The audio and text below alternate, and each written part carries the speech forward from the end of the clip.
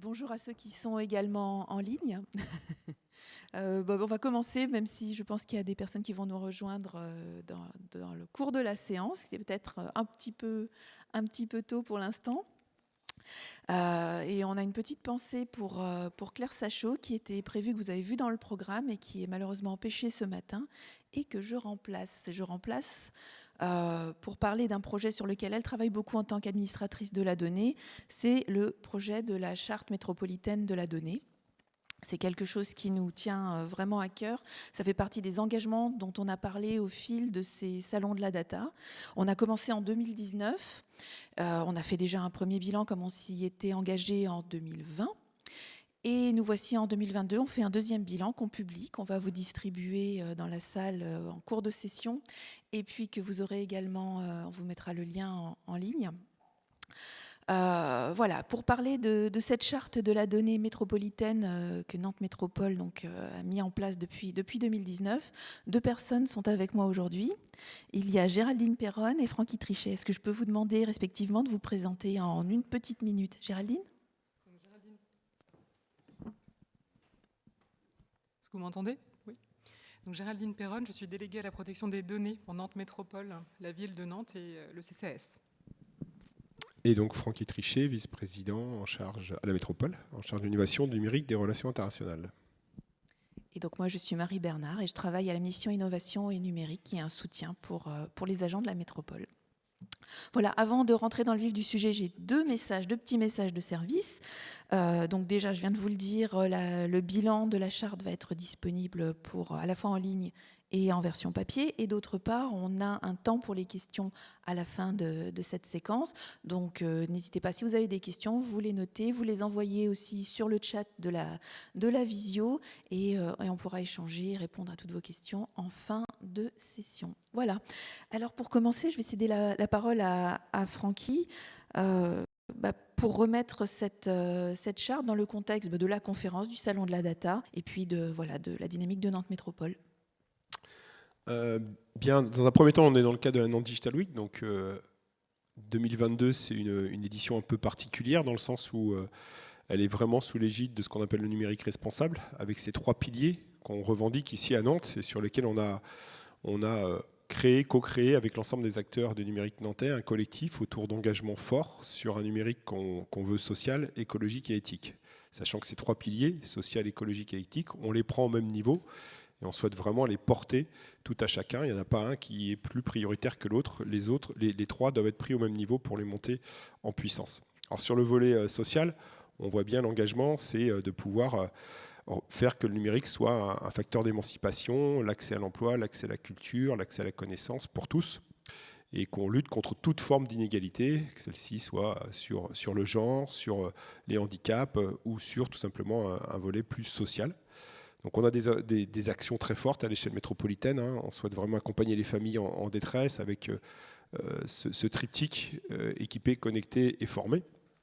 Donc ça, c'est pour le premier volet, avec quand même une attention particulière au niveau des métiers. On le voit, les métiers du numérique sont en mutation pour certains, voire en émergence. Et on travaille beaucoup sur ces nouveaux métiers qui sont plutôt revenus sur des métiers rapport à la main. Je pense en particulier tout ce qui est les filières de réparation, de réemploi. On voit qu'aujourd'hui, on peut toucher des nouveaux publics et donc de nouveaux métiers. Le deuxième volet, le deuxième impératif, c'est un impératif écologique. Donc cet impératif écologique, on le voit bien, le numérique doit prendre sa part. Il doit être de plus en plus en conscience et on le sait, le numérique a un impact sur le vivant. Donc chacun, à son échelle, à son niveau, doit effectivement faire attention de rentrer dans une logique de sobriété. Alors sobriété des usages, il faut en parler, mais aussi collectivement faire en sorte de faire émerger de nouveaux gisements. Je parlais des filières de réemploi, de réparation, de recyclage. C'est un élément important et je crois que les territoires ont une force, une place à jouer, puisque l'État ne peut pas être tout seul sur ce sujet. Et moi, je crois effectivement aux dynamiques territoriales pour faire émerger ces filières 4R, parce qu'on y met aussi la réduction, le réemploi, le recyclage et la réparation. C'est à la fois source pour moi de dynamique vertueuse, de sensibilisation des citoyens et citoyennes sur il faut mieux réparer que de jeter, et recycler et réemployer. Mais c'est aussi des dynamiques vertueuses sur la création de nouveaux emplois. On le voit encore une fois, aujourd'hui, on a la chance à Nantes d'avoir par exemple l'Argo, qui est une belle pépite qui aujourd'hui s'intéresse à nos téléphones portables et on voit qu'aujourd'hui ça fonctionne. Et quand vous allez visiter l'Argo, moi j'y suis allé, vous avez que des jeunes qui n'ont pas forcément des diplômes dans le numérique, bac plus X, voire même le bac, mais qui aujourd'hui ont une dextérité de la main. Donc ce retour des métiers de la main sur la réparation et le réemploi, je trouve que c'est extrêmement intéressant. Et porteur, effectivement, forcément, d'émancipation pour les jeunes ou les moins jeunes qui se disent le numérique, c'est pas pour moi, parce que j'ai pas les compétences. Et dernier volet, c'est le volet éthique. Celui-ci, c'est peut-être le plus compliqué à prendre en considération parce qu'on y met souvent beaucoup de choses qui sont peut-être pas faciles à incarner. Et je crois qu'aujourd'hui aussi, cette charte métropolitaine de la donnée, elle a été placée sous l'égide de l'éthique en priorité. Et c'est aujourd'hui comment aujourd'hui on arrive à poser, autant que faire se peut, des principes de régulation. On arrive à aller peut-être plus loin que le RGPD avec des dynamiques collectives dans lesquelles on mixe le politique, on porte ce sujet de l'éthique, en particulier de la donnée, mais de l'éthique autour du numérique.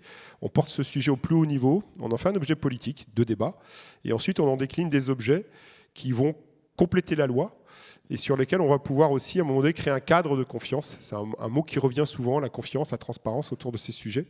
Et ensuite, il faut aller plus loin, parce que le cadre, c'est bien, mais les actions, les engagements concrets, c'est mieux. La métropole doit être exemplaire sur ce sujet également, et ensuite, il faut aller incarner ces principes autour d'objets concrets. Ces objets concrets, c'est des clauses data qu'on met aujourd'hui dans la commande publique, qu'on veut la plus responsable possible, et sur lesquelles, encore une fois, on démontre de façon exemplaire, avec les moyens qui sont les nôtres, qu'on peut justement utiliser cette charte et la décliner pour avoir des actions concrètes et, on va dire, un cadre éthique autour de ces sujets. Merci Francky. On voit effectivement qu'il y a des valeurs fortes qui sont portées dans la charte métropolitaine de la donnée depuis le début et donc tous ces engagements qu'on va décliner au fil de la session. Le bilan qu'on fait aujourd'hui, c'est un bilan, voilà, c'est un point d'étape. On voit que certaines actions sont réalisées, d'autres sont en cours. Mais Géraldine, j'ai envie de te demander, toi tu es DPO, comment tu fais vivre, comment s'incarne cette fonction donnée au sein de la collectivité ? Alors, il est toujours très difficile de parler à la place des absents, et en particulier à la place de Claire Sachot, administratrice générale de la donnée. Donc, je vais surtout parler un peu de mon point de vue, comment moi je m'intègre dans cette fonction data. Il me semble que la charte, elle vit à travers... Merci. Elle vit à travers des personnes, elle vit à travers un collectif, elle vit à travers des instances qui se réunissent au sein de la collectivité. Je pense en particulier au groupe sur la donnée, le groupe data, qui est composé d'un data scientist, d'une personne en charge du management de la donnée, de la fonction AGD, donc administratrice générale de la donnée, et puis de la fonction que je porte, celle de DPO.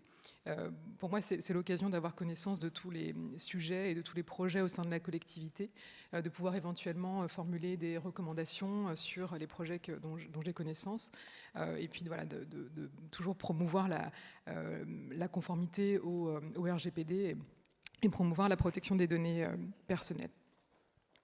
Peut-être que c'est l'occasion de présenter un peu plus précisément ma fonction aussi, puisque faire le bilan de la charte, c'est un peu aussi faire le bilan de mon arrivée au sein de la collectivité, puisque c'était il y a 1 an et demi.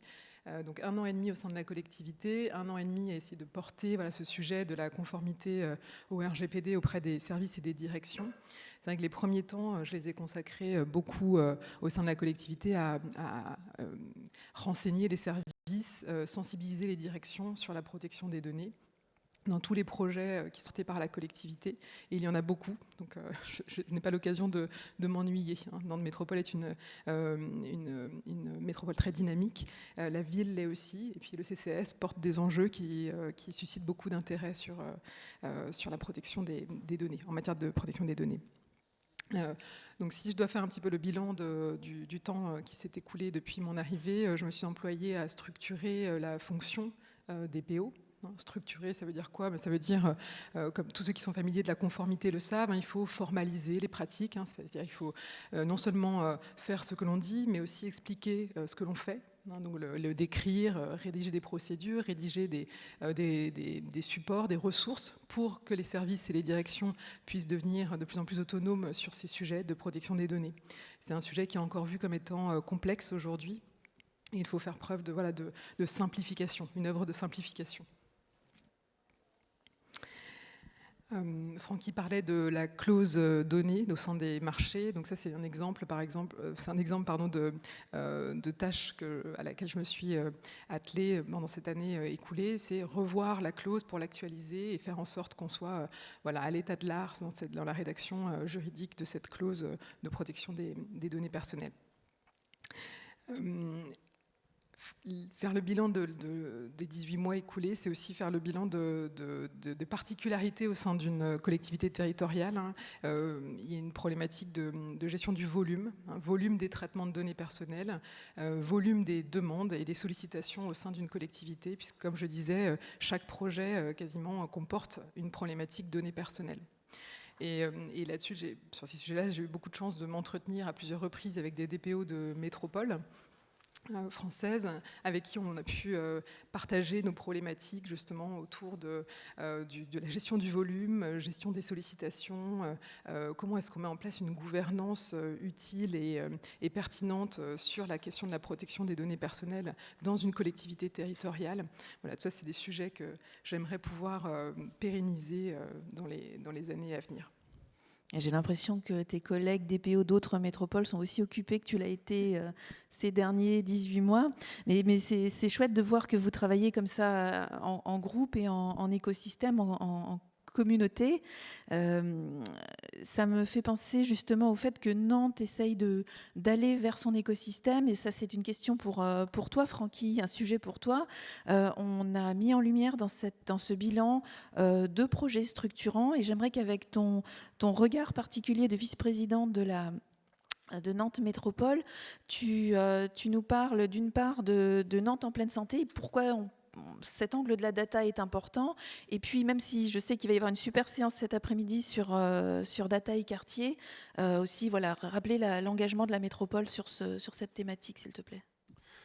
Ouais, alors sur l'axe santé, rapidement, Nantes avance sur la santé. Alors c'est d'abord déjà une des priorités de Johanna Rolland, la présidente de la métropole et de la ville de Nantes. Son premier engagement, c'était la santé pour tous, la santé au sens très très large du terme. Deuxième élément, on a quand même un CHU qui arrive à l'horizon 2028 sur une trajectoire financière qui est quand même assez lourde. C'est d'investissements remarquables sur lesquels bien évidemment on n'est pas tout seul et l'État est présent avec plus d'1 milliard. On a ce qu'on appelle un ICIT, c'est-à-dire que l'Université de Nantes est aussi, en fait, d'un point de vue reconnaissance nationale et internationale, fondée sur la santé du futur. On va aller chercher un IHU, un institut hospitalo-universitaire, qu'on espère obtenir. Donc on voit bien que d'un point de vue faisceau sur ce qu'est la santé aujourd'hui, en tout cas en termes d'investissement, le quartier de la santé, en termes de recherche, en termes d'innovation, on a quelque chose d'assez fort. Maintenant, dans le cadre effectivement de la politique de la donnée autour de la santé, on a vraiment voulu aussi faire en sorte que Nantes soit marquée sur ce sujet. Pourquoi ? Parce qu'on s'est rendu compte qu'il y avait des vrais problèmes d'interopérabilité des données santé. 2, qu'on avait des politiques publiques qu'on pilotait, non pas à vue, mais avec effectivement aujourd'hui manque d'outillage sur la donnée pour un monde plus efficient. Et on voit bien que la crise de Covid nous a montré que parfois on était quand même à vue sur ces sujets-là. On n'était pas les seuls. Et puis le troisième sujet, c'était vraiment de se dire qu'aujourd'hui, ce concept de Nantes en pleine santé, dans lequel on souhaite dire c'est pas que la santé au sens le soin, c'est vraiment la prédiction, mais c'est aussi la santé au sens très très large. C'est quoi un territoire en bonne santé ? Forcément, c'est des gens en bonne santé physique, morale, des bonnes conditions de travail, mais aussi la santé mentale, leur relation au sport, la relation à son territoire, à ses associations. Donc on voit bien aussi qu'on a, d'un point de vue conceptuel, à faire avancer ce qu'on appelle la santé globale. Alors certains économistes ont déjà posé des enjeux autour de ce sujet. Nous, on veut, en termes de territoire, travailler sur ce sujet. C'est quoi un territoire en bonne santé ? Est-ce qu'avoir des associations à proximité de chez soi, sportives, culturelles, ça contribue à ma bonne santé ? Est-ce que d'avoir forcément des équipements de santé à proximité, c'est cette ville du quart d'heure, est-ce que c'est quelque chose qui contribue à ma santé ? Mais est-ce qu'aussi on a des disparités en termes de santé parce que l'environnement est moins bon d'un quartier à l'autre, parce que forcément les conditions de travail, les îlots de chaleur, tous ces sujets qui commencent à émerger, on a envie d'avoir de la donnée. On a envie de croiser de la donnée diverse et variée, qui n'est pas que de la donnée santé, pour suivre une épidémiologie et le rapport à l'alimentation, mais de façon plus globale. Aller, ce que j'aime dire, identifier des configurations remarquables, des choses qu'on n'a pas identifiées et qu'en croisant des données, on se dit, mais en fait, on a des récurrences qu'on a absorbées. C'est quoi ces configurations remarquables et un peu inédites qu'on ne pourrait pas forcément avoir si on n'avait pas ces données dans lesquelles on allait fouiller. Donc ce projet, Nantes en pleine santé, c'est un projet alors qui s'inscrit, on en profite. L'opportunité, dans le cadre du PIA 4, il y a un appel à projet sur lequel on va répondre, mais on ne sera pas les seuls, Nantes, mais on souhaite mobiliser un consortium pour répondre sur ces sujets. Alors forcément, les acteurs présents, il y a le CHU, de fait, il y a l'ARS, il y a la métropole, mais il y a aussi des acteurs de santé privés. On souhaite vraiment être le plus large possible pour poser les enjeux de l'interopérabilité des données de santé pour piloter, accompagner, ou en tout cas suivre nos politiques publiques, à la fois pour pouvoir à un moment donné voir quelles sont les conséquences d'une certaine politique publique et avoir des indicateurs tangibles. J'aime à dire que Montréal sont en avance sur le sujet. On s'inspire beaucoup de Montréal, à la fois sur le principe de gouvernance, sur les plateformes qu'ils mettent à disposition, même si la réglementation n'est pas la même et ils vont même plus loin. Eux, ils ont la possibilité de faire des corrélations entre ce que les gens achètent, leur panier du quotidien, et bien évidemment les différentes maladies qu'ils peuvent contracter. Donc là, on est sur un cadre juridique qu'on ne pourra pas faire en France, mais sur lequel on va jusque-là. C'est-à-dire comment est-ce qu'on a des corrélations entre ce que les gens mangent, est-ce qu'ils font du sport, quel est leur rapport à la ville, quel est leur rapport à la pollution sonore, visuelle, la pollution environnementale, tous ces sujets-là. Forcément, aujourd'hui, on souhaite avoir un entrepôt de données le plus large possible, interopérable, sur lesquels on va pouvoir aller, ce que j'appelle moi, définir des scénarios d'usage ou sublimer la donnée en fonction des différentes politiques publiques, voire d'intérêts, entre guillemets, d'associations qui voudraient aujourd'hui aussi comprendre comment la fabrique de la ville se met en place et comment on a des indicateurs plus précis. Donc c'est à la fois un sujet assez technique d'interopérabilité de la donnée, mais aussi un sujet prospectif sur comment on définit des nouveaux indicateurs sur ce qu'est un territoire en bonne santé. Nantes en pleine santé, c'est pas rien. On l'a posé comme ça. C'est qu'on souhaite avoir cette trajectoire plutôt optimiste, même si encore une fois, il y a des choses à travailler. Donc je vous conseille les lectures de Laurent Éloi sur la santé globale, si vous voulez aussi vous renseigner sur ce sujet, sur la remise en cause même aujourd'hui de systèmes de santé français. Il vaut mieux prédire que guérir. Cette formule, on la connaît tous.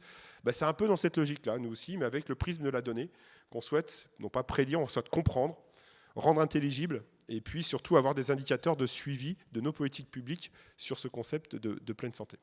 Donc ça, c'est le premier sujet. Le deuxième sujet, alors je regarde Jacques qui est ici aussi, il m'a remis en avant-première, et je te remercie, le livre blanc qui sera remis cet après-midi à 16h. Je vous recommande vraiment d'aller écouter ce qui s'y passe, sur le lien entre quartier, données et quartier. Alors un travail exemplaire et expérimental autour de ce sujet. Je pense que on va aussi s'inspirer beaucoup de ce travail qui a été réalisé pour pouvoir aussi nourrir ce premier projet de Nantes en pleine santé. Et j'espère qu'il y aura d'autres territoires en pleine santé qui vont aussi se nourrir et généraliser Et les problématiques abordées, je pense que ce sont les mêmes. Comment aujourd'hui, on va aller chercher de la donnée publique, privée, mais d'intérêt métropolitain, d'intérêt territorial, pour à un moment donné objectiver de l'intuition, du ressenti. On a besoin, je pense aujourd'hui, en 2022, d'avoir de la donnée pour justement, à mon avis, objectiver des prises de décision à venir et surtout, encore une fois, avoir des observatoires territoriaux pour comprendre en fait et suivre les impacts des politiques publiques. Merci Francky. On voit qu'on s'intéresse à l'ensemble du potentiel de la donnée, qu'elle soit publique, privée. On a cette notion d'intérêt territorial avec un cadre réglementaire qui est quand même contraignant, mais contraignant pour la bonne cause, parce qu'il y a certains principes éthiques comme la transparence, la souveraineté, qui sont d'ailleurs, Francky en a parlé en ouverture, qui sont réitérés dans le principe de la charte. Il y a les obligations de la loi Le Maire, enfin tout ça, Géraldine, c'est ton quotidien. Comment ça se transcrit dans la poursuite de l'usage des données en termes d'open data, de déontologie? Comment tu jongles avec tout ça? Alors sur l'open data, quelques mots effectivement. J'ai pu être sollicitée en tant que déléguée à la protection des données sur l'open data. On pourrait penser que ce ne devrait pas être le cas, parce que l'open data, par définition, on parle de données public, et puis on connaît toutes les restrictions qu'il y a autour de l'open data, c'est-à-dire qu'on va préserver la vie privée des personnes concernées. Donc j'ai pu être sollicitée sur ces sujets-là. Juste quelques petites informations, puisque l'on fait le bilan sur l'open data. Évidemment, l'open data, la collectivité s'en est emparée depuis plusieurs années. 2021 et 2022 ont vu l'ajout de nouveaux jeux de données ouverts sur le site de l'open data, donc plus de 120 nouveaux jeux de données. que nous invitons à aller voir pour les plus curieux. Par ailleurs, Nantes Métropole a proposé aux communes un service leur permettant d'afficher sur leur site institutionnel les dépôts et décisions d'urbanisme, conformément aux prescriptions réglementaires qui tendent vers une dématérialisation des actes d'urbanisme. Donc c'est un service que la métropole a mis en place pour les communes. Sur l'aspect plus déontologie, mais on est toujours sur la transparence. La déontologie des élus. En 2020, la ville de Nantes et Nantes Métropole ont adopté une charte de déontologie, donc s'appuyant sur des obligations qui s'imposent aussi à nous en tant que collectivité. En 2021, le premier état annuel sur les indemnités et moyens mis à disposition des élus, ainsi que l'état annuel de leurs déplacements, ont été mis en ligne. Et depuis 2022, les rendez-vous des représentants d'intérêt connus de la Haute Autorité pour la transparence sur la vie publique sont également consultables en ligne. Et là encore, au titre de mes fonctions de délégué à la protection des données, j'ai aussi pu être sollicitée sur ces sujets, puisqu'on traite de données personnelles. Donc voilà, la protection des données est partout. D'accord. Tu nous parles à l'instant du service aux communes, pouvoir les accompagner dans l'ouverture des données, travailler les données au niveau de la métropole, donc au niveau de ces 24 communes, pas juste Nantes ou certaines grosses communes, mais penser territoire au sens large. Ça veut dire mettre en œuvre des services qui peuvent être très structurants. On a 2 exemples. J'avais envie de vous faire intervenir, Francky, par exemple, sur le SIG, le système d'information géographique, parce qu'il me semble qu'il est mutualisé désormais. Ouais, alors l'idée, c'est qu'à l'échelle d'une métropole, on souhaite vraiment mutualiser des services, développer de nouveaux services autour de la donnée. Donc le système d'information géographique, c'est le premier service sur lequel on a aujourd'hui déployé une plateforme commune. Alors à l'échelle de la métropole, on est 24 communes, donc c'est pas rien. L'idée, c'est vraiment de mettre à disposition l'accès à tout ce qui est le plan local d'urbanisme, de fait, tout ce qui est aussi à l'identification des potentialités vertes, comme on dit, donc l'identification des arbres remarquables, l'identification des parcs et jardins, etc.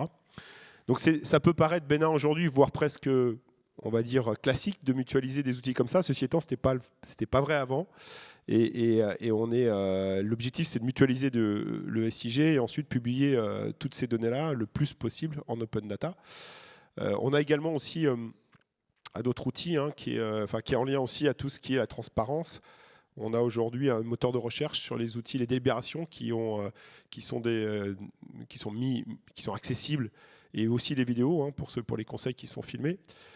Donc aujourd'hui, ça peut paraître aussi bénin, mais ceci étant, on ne l'avait pas encore. Et donc on a un moteur de recherche full PDF qui permet de retrouver, avec des mots-clés très simples, souvent demandés par les journalistes, telle délibération, etc. Donc ces outils-là, en fait, dans des démarches de mutualisation à l'échelle des métropoles, c'est assez intéressant parce que du coup, ça permet aussi de positionner des services très concrets. Parce que souvent, en fait, l'appropriation de ce qu'est la donnée pour un maire d'une petite commune, c'est pas facile. Et c'est normal. Nous, vous êtes tous peut-être experts de la donnée. En tout cas, vous vous y intéressez fortement. Vous voyez l'enjeu. Parfois, lorsqu'on est maire d'une petite commune, on a d'autres sujets à traiter. Et la donnée, on se dit, tu vois ça, c'est le service communication, voire parfois le service DSI. Et le fait est que quand vous basculez sur des services mutualisés comme ça et que vous rendez ce service au maire, il voit bien l'intérêt effectivement de la transparence, de l'accès à ces données-là, à tout à chacun. Et donc la moindre petite remarque dans une kermesse du dimanche, il peut répondre aux citoyens, écoute, il n'y a pas de problème, maintenant il y a un moteur de recherche, la transparence elle est là, et tu peux utiliser le moteur de recherche PDF comme Google. Souvent il dit comme Google, c'est comme ça. Ça peut faire rire, mais c'est vraiment une avancée. Et donc nous on le voit en termes d'infrastructure SIG, eux ils le voient en termes de services du quotidien, et ils nous disent merci, quoi. Donc il ne faut pas négliger ces petits projets de mutualisation avec des petits services au sens derrière qui ne sont pas petits d'ailleurs, parce que c'est des outils qui sont utiles. Et si on se projette à l'échelle de quelques mois ou quelques années, je pense qu'il y a un autre service assez structurant qui va se mettre en place, Géraldine. Oui, alors, tu veux parler du service d'archivage électronique, le SAE. Donc ça fait plusieurs années que les collègues des archives et le DRN ou la DSI, pour simplifier l'acronyme, travaille sur ce projet d'archivage électronique. Alors ça fait depuis longtemps évidemment que les archivistes de la ville de Nantes s'occupent du papier, traitent le papier, le patrimoine informationnel de la collectivité. Il est moins commun en revanche de voir un projet de mutualisation de services d'archivage électronique à l'échelle d'une métropole. C'est-à-dire que là, on va proposer un service aux 24 communes, service d'archivage électronique aux 24 communes. C'est ça qui fait l'originalité du projet et il verra effectivement le jour en 2023. Donc l'objectif est effectivement de garantir la disponibilité, l'accessibilité, la sécurité des données numériques et des documents numériques à l'échelle d'une métropole. Et ce, sur une plateforme sécurisée. Quel type de documents vont être accessibles et à qui, du coup ? Donc on va retrouver par exemple les actes d'urbanisme, et puis d'autres documents comme par exemple les vidéos des conseils municipaux. Entre autres, évidemment, les documents sont extrêmement nombreux. Et voilà, on fait confiance à nos collègues e-archivistes et je trouve que l'appellation est forte de symboles pour gérer au mieux ce nouvel outil. D'accord. Juste sur ce point, si je peux me permettre, c'est un gros projet quand même. C'est quelque chose qui engage alors toute une méthodologie, mais aussi des investissements assez lourds, sur lesquels aujourd'hui l'archivage de ce type-là, ça peut paraître anecdotique, mais c'est vraiment un très gros projet. Moi, qui le suis de très très loin, je vois aussi des masses d'argent passées c'est pas négligeable, et on rentre encore une fois sur un service mutualisé à l'échelle métropolitaine qu'il faut observer, parce que je pense que ça va se généraliser dans tous les territoires. Avec des pratiques à suivre en termes de catalogage et de métadonnées qui vont accompagner la découvrabilité de ce corpus qu'on se réjouit d'explorer alors dans un prochain bilan, 2023 ou 2024. Voilà. On va prendre vos questions si vous en avez d'ici une petite minute. Je voudrais juste, Francky, conclure sur les perspectives, et notamment, je pense que tu avais à cœur de parler de collaboration avec d'autres métropoles sur le sujet de l'IA, la suite de la charte de la donnée. Oui, alors avec quelques territoires sur lesquels on a défini des chartes métropolitaines de la donnée, on se réunit et on lance une dynamique en fait, et vous êtes tous invités à la rejoindre, à la fois dans le cadre des interconnectés, avec France Urbaine, l'Association des maires de France, etc., mais aussi avec l'AIMF, l'Association internationale des maires francophones. Donc on travaille beaucoup avec Agadir, avec Genève, avec Montréal. On est en train de travailler sur un groupe de travail pour non pas définir une charte qui serait un peu générique, prototype, que chacun des territoires pourrait s'engager, mais tout simplement pour créer un socle commun, une fabrique de commun autour de ces enjeux de la donnée, pour déjà mettre en commun toutes les chartes qui existent. Il n'y en a pas beaucoup. En France, on en a recensé 5, si on rajoute Montréal, voilà, on a peut-être une petite dizaine qui sont toutes un peu différentes, mais qui on retrouve ces principes de sobriété, de transparence, de confiance, et puis après on va plus loin sur les cyberattaques, etc. Ça dépend de tout à chacun. L'idée, c'est de faire du commun, de créer vraiment une bibliothèque dans laquelle les gens vont pouvoir aller récupérer ces chartes, voir les principes par grande thématique, et ensuite voir comment elles sont déclinées concrètement. Quand on parlait de la clause donnée, on parlait dans la gouvernance, on parlait de la structuration en interne. On voit nous aussi à la métropole, vous avez vu que depuis 2 ans, on avance beaucoup, structuration interne, on recrute des gens, des professionnels, des experts sur chacun des sujets, c'est bien, on porte des projets où il y a des data scientists qui se mettent en place. Enfin, c'est pas rien la charte c'est presque du vent, quoi. Mais la charte, pour moi, c'est le premier acte politique qu'il faut essayer de faire voter dans le plus haut des instances, parce que c'est un objet politique en tant que tel. Et ensuite, elle doit se décliner sur des RH, des projets en commun, et puis du texte, comme on dit ici, des droits de revoyure. Donc on travaille sur ce socle-là. D'ailleurs, je remercie tous mes collègues. On était hier en réunion sur le sujet. Et on lance la dynamique. Donc n'hésitez pas à nous contacter si vous voulez rejoindre cette dynamique aussi. Dans le cadre, donc on aura des premiers livrables à partir de janvier. On aura justement tous ces livrables en commun autour de la data, et surtout un guide méthodologique pour comment on crée une charte, pourquoi une charte et quel type de charte, et ensuite qu'est-ce qu'on en fait derrière. Donc à partir de l'expérience des dizaines de territoires engagés. Donc ça, c'est important. Et le deuxième, on va dire, commun sur lequel on travaille, c'est la bibliothèque d'intelligence artificielle territorialisée. Donc on a commencé ce travail aussi dans le cadre des interconnectés avec France Urbaine, etc., pour identifier tous les territoires dans lesquels on a mis des intelligences artificielles, donc qui vont aller utiliser de la donnée ouverte en grande majorité au service des politiques publiques. Donc on a identifié une quinzaine de territoires dans lesquels il y a des IA très concrètes, des projets qui ont été déployés, et on souhaite faire émerger au niveau national une bibliothèque nationale d'IA, qui ne serait pas juste le code, parce que ça, à la rigueur, voilà, c'est pas le sujet. Là, l'idée, c'est vraiment de mettre un réseau d'experts de la donnée, on va dire IA, data scientist à l'échelle française des territoires, pour que tous ces gens-là se mettent en réseau. Je regarde Florent, c'est notre data scientist nantais, qui va nous quitter, mais bon, après, c'est pas grave. Enfin, si, quand même. L'idée, c'est de mettre en réseau voilà, tous les data scientists pour qu'on puisse créer du commun aussi entre eux, hein, parce que ce n'est pas un métier facile, c'est un métier en émergence et on voit bien, vu la rareté des data scientists aujourd'hui, on a besoin de créer du commun et de faire en sorte que ces gens-là ils puissent s'auto-nourrir et s'auto-inspirer. Deuxième élément, forcément les codes. Troisième, la gouvernance qu'il peut y avoir autour des projets.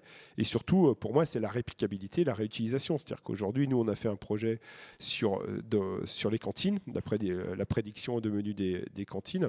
Ça peut réintéresser Toulouse, Brest, voire un petit village qui peut se dire moi ça m'intéresse, je n'ai pas les moyens de me déployer cet IA, je reprends le code, je fais l'entraînement sur mes données et je peux à un moment donné utiliser ce service. Donc on est vraiment sur cette logique, pour ça qu'on l'a appelé Bibliothèque nationale d'intelligence artificielle, pour faire un clin d'œil comme si on avait ce commun, ce patrimoine à préserver entre nous sur des IA publiques, pour éviter que chacun repaye aussi pour des choses qui seraient déjà utilisées. Et surtout, encore une fois, pour moi, c'est la dynamique pour montrer que les IA territorialisées, ça a du sens. Parce que souvent, on est dans la caricature, les IA, ça fait peur, on montre du doigt, bref. Il ne faut pas tomber dans cette caricature de discussion de PMU. Franchement, entre nous, il faut se battre contre ça. Il faut arrêter de dire non, les IA, il y a des choses très bien. Aujourd'hui, voilà, la détection de cancer du sein, on ne fera jamais mieux qu'une IA. Je le dis, je prends toujours cet exemple parce que celui-ci, il est radical. Alors, il s'avère que je suis chercheur en intelligence artificielle aussi. On peut mettre les 3 meilleurs experts, ils seront moins bons, mais ils le savent, qu'une IA. Forcément, parce que l'IA, elle a tous les cas de cancer de sein les précoces possibles et elle voit ce qu'on ne voit pas. Elle est capable de détecter l'invisible, heureusement, que nous, même avec nos yeux, on ne peut pas voir. Donc sur certains sujets, les IA, ça a du bon, c'est même très bon. Sur d'autres, évidemment, c'est redoutablement néfaste. Et comme le disait Bernard Stiegler, on est le pharmacon, c'est à la fois le remède et le poison. Donc il faut faire attention. À nous de trouver justement, en termes de gouvernance, la régulation. Mais en tout cas, il y a des IA territorialisées qu'il faut revendiquer, qu'il faut se dire on va gagner sur tous les points de vue, pas que l'argent, on va gagner sur le retour sur investissement est beaucoup plus important que simplement des considérations financières. C'est un peu la trajectoire. Donc voilà, 2 projets. Un projet fabrique de commun autour de la donnée, avec nos amis d'Agadir, vraiment en plus il y a des enjeux culturels et de différenciation de lois qui sont extrêmement intéressantes. Je pense moi je me régale franchement. Et un deuxième sujet plus franco-français sur cette bibliothèque nationale d'intelligence artificielle territorialisée, parce que chacun des territoires a des singularités propres. Donc l'idée c'est pas de se dire je fais du copier-coller, c'est je fais du copier-inspirer. C'est-à-dire qu'on va chercher le code et on se le réinspire, on se le remet à sa sauce singulière dans notre territoire. Merci Francky. Je retiens ce terme, la charte de la donnée, c'est du vent, mais c'est du vent qui balaye des projets bien concrets. Voilà. On va ouvrir aux questions. Peut-être que Géraldine, tu avais prévu d'afficher aussi le lien pour les gens qui nous suivent en visio et qui n'ont pas reçu la version papier, évidemment, de la charte de la donnée. Si vous voulez aller la consulter, la version 2022, donc le bilan est en ligne. Et puis, je crois qu'on a des personnes dans la salle qui ont un petit micro. Si vous avez des questions à nous poser sur le processus de la charte, la politique de la donnée, on peut élargir au numérique responsable dont Francky a parlé en ouverture. Et puis, est-ce qu'il y a aussi peut-être des questions en ligne ? Non. Tout le monde est sage ce matin ou en train de se faire un café pour ceux qui sont chez soi. Ah, on a une question.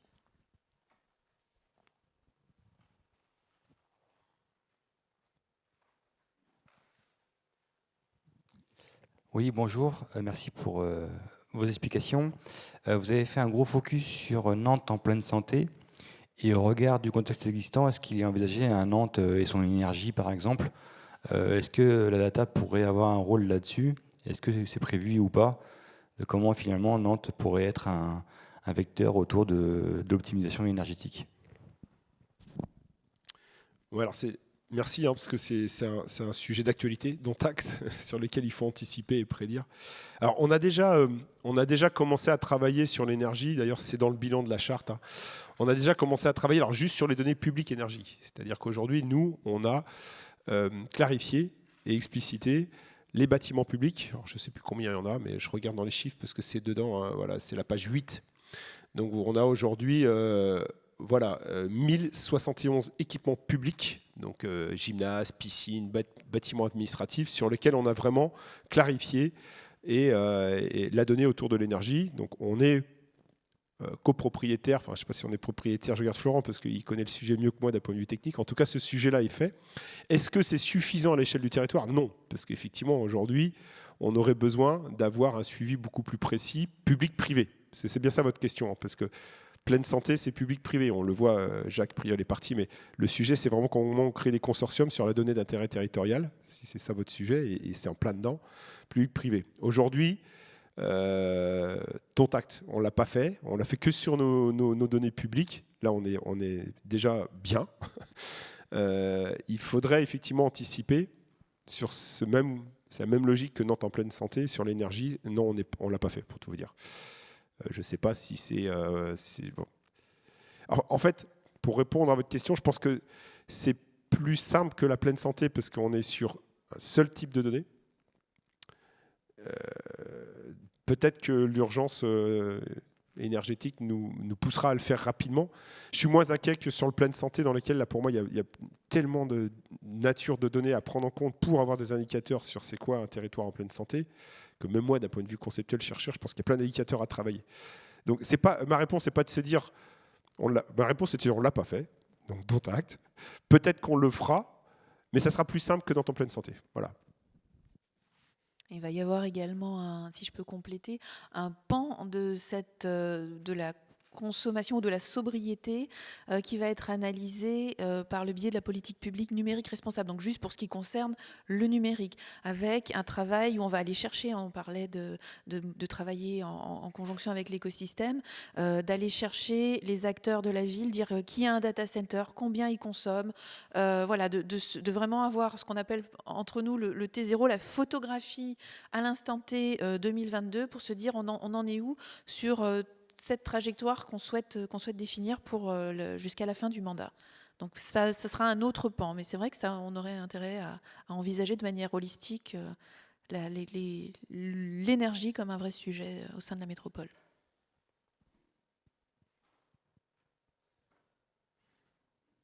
D'autres questions ?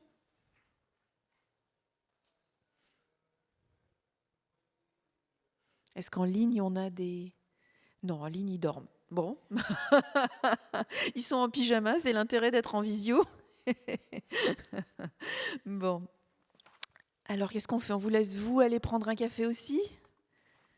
Vous avez encore peut-être des questions? Vous avez partagé, vous avez travaillé sur la charte des données dans votre territoire? Peut-être pas, vous étiez là pour l'INSPI. Bon. Merci beaucoup en tout cas, et puis vive la donnée. Merci. Merci.